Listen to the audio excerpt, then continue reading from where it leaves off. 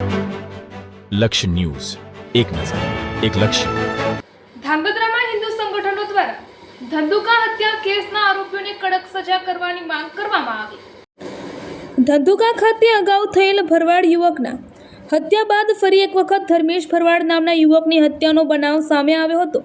આ બનાવમાં સામાન્ય બાબતે કેટલાક શખ્સોએ યુવકની હત્યા કરતા ધંધુકા સહિત રાજ્યના અનેક શહેરોમાં શાંતિભંગ થઈ હતી.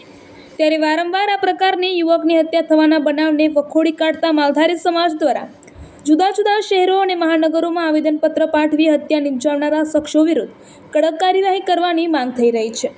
તેવામાં ધાંગધ્રા ખાતે પણ ધંધુકા હત્યા કેસના પડઘા પડ્યા હતા, જેમાં હિન્દુ સંગઠન અને મોટી સંખ્યામાં માલધારી સમાજના આગેવાનો એકત્રિત થઈ ધંધુકામાં ભરવાડ યુવકની હત્યા મામલે મામલતદાર અને પ્રાંત અધિકારીને આવેદનપત્ર પાઠવી હત્યા કરનારા શખ્સો વિરુદ્ધ કડક કાર્યવાહી કરવાની માંગ કરી હતી. જેમાં વારંવાર હિન્દુ યુવકોની હત્યા અને યુવતીઓને લવ જિહાદના મામલે રજૂઆત કરી કડક કાયદાકીય અને દાખલારૂપ કાર્યવાહી કરવા રજૂઆત કરી હતી. રિપોર્ટર દેવમ ત્રિવેદી, સુરેન્દ્રનગર. જય શ્રી રામ. આજે ધંધુકામાં હિન્દુ સમાજના એક જે આશાસ્પદ યુવક છે, જેણે કોઈ વાંક ગુના વગર પૂર્વ તૈયારી સાથે આ કાવતરું કરી આ જેહાદી પ્રવૃત્તિ, આ આતંકવાદી પ્રવૃત્તિ અને આ પાકિસ્તાનથી લાવેલા વિચારો અને આ વિચારોથી જેમણે જે આ મર્ડર કરેલું છે, ત્યારે આ દેશના ગૃહમંત્રી માનનીય શ્રી અમિતભાઈ શાહ, આપણા ગુજરાતના ગૃહમંત્રી હર્ષભાઈ સંઘવી અને તમામ જે કોઈ જે હિન્દુ સંસ્કૃતિને માનતા હોય, આ આપણે કયા યુગમાં જીવી છીએ? આ પાકિસ્તાનમાં જીવી છીએ કે હિન્દુસ્તાનમાં જીવી છીએ?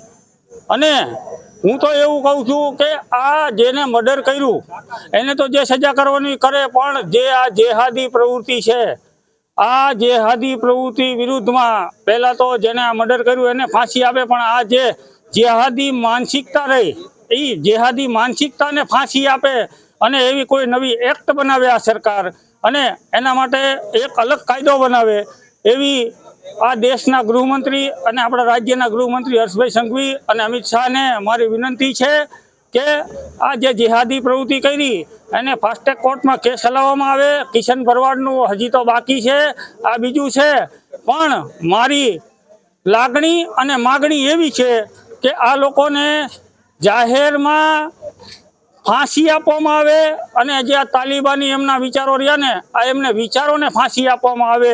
એના માટે આ ભારત દેશની આપણી હિન્દુત્વની સરકાર કંઈક કરે, એના માટેના અમારા વિચારો અહીંયા કલેક્ટરને આવેદનપત્ર આપ્યા. આવેદન તો ઘણા આપ્યા, પણ હવે આવેદન નહીં અને કદાચ એ ન પહોંચે તો ધંધુકાને પણ ભારત દેશના ગમે એ ખૂણે પહોંચવાની અમારી હિન્દુઓની તાકાત છે.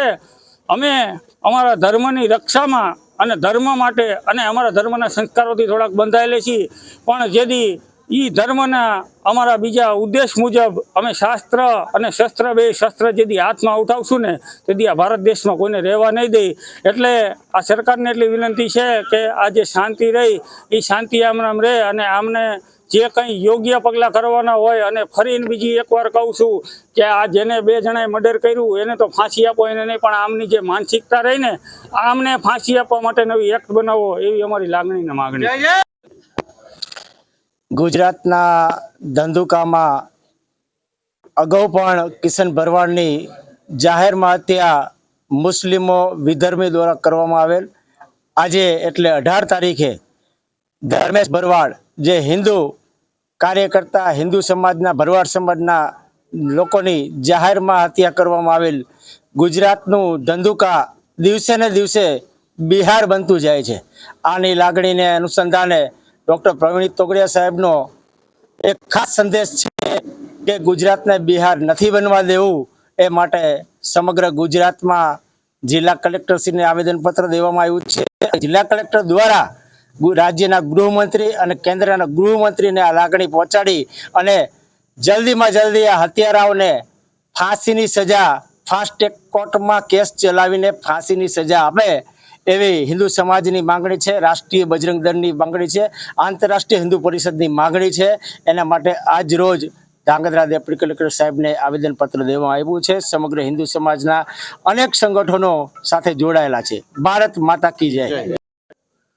આજે આપણે જાણીએ છીએ કે વિશ્વ હિન્દુ પરિષદ તેમજ ગામની હિન્દુવાદી સંસ્થાઓ દ્વારા ડેપ્યુટી કલેક્ટર શ્રીને આપણે આવેદનપત્ર આપેલું છે. આપ સૌ જાણો છો કે ધંધુકા મુકામે માલધારી સમાજનો યુવક ધર્મેશભાઈ ભરવાડ એની નિર્મમ હત્યા વિરોધીઓ દ્વારા કરવામાં આવેલી છે. ત્યારે સમગ્ર હિન્દુ સમાજ, ખાસ કરીને ધંધુકા અને આપણા સૌરાષ્ટ્રના હિન્દુ સમાજના લોકો બહુ જ વ્યથિત છે આ બનાવથી. નાની એવી બાબતમાં હિન્દુઓને જો આવી રીતે સહન કરવાનું આવતું હોય તો સરકારે આની સામે કડક પગલાં લેવા જોઈએ.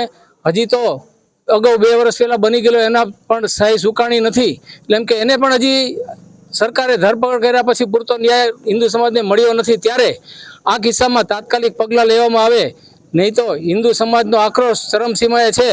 અને હિન્દુ સમાજ એ પહેલાં કોઈ બીજું પગલું લે આક્રમક, એ પહેલાં સરકારે વ્યવસ્થિત જાગીને તમામ જે વિધર્મીઓ છે એની ધરપકડ કરીને હિન્દુ સમાજના યુવકોને અને એના કુટુંબીજનોને ન્યાય મળશે. અને આવી ઘટનાઓ વારંવાર બનતી અટકે એ સમગ્ર સમાજ અને હિન્દુ રાષ્ટ્રના હિતમાં છે. તો સરકાર તાત્કાલિક વ્યવસ્થિત પગલાં લઈને આવા વિધર્મીઓને કડકમાં કડક સજા કરે એવી સમગ્ર હિન્દુ સમાજ વતી અત્રે માગણી કરું છું. જય શ્રી રામ. મારું નામ હિન્દુ મુન્નાભાઈ ભરવાડ છે. અમે સર્વ આજ હિન્દુ જ્ઞાતિ અને હિન્દુ સંગઠન સર્વ કલેક્ટર સાહેબને આવેદનપત્ર દેવાયા હતા. જે ધંધુકામાં વિધર્મીઓ દ્વારા હિન્દુ ભરવાડ હિન્દુની ધર્મેશભાઈની જે હત્યા કરવામાં આવેલી છે એની સખત અમે વિરોધ કરી છીએ અને સરકારને નમ્ર વિનંતી કરી છીએ કે આના કડક અને કડક કાર્યવાહી કરે અને થતી બધી સજાઓ કરે. જો એ યોગ્ય પગલાં નહીં લેવામાં આવે તો અમે હિન્દુ સમાજ ઉગ્ર આંદોલન કરી અને સરકાર સામે બાયો ચડાવશું. જય શ્રી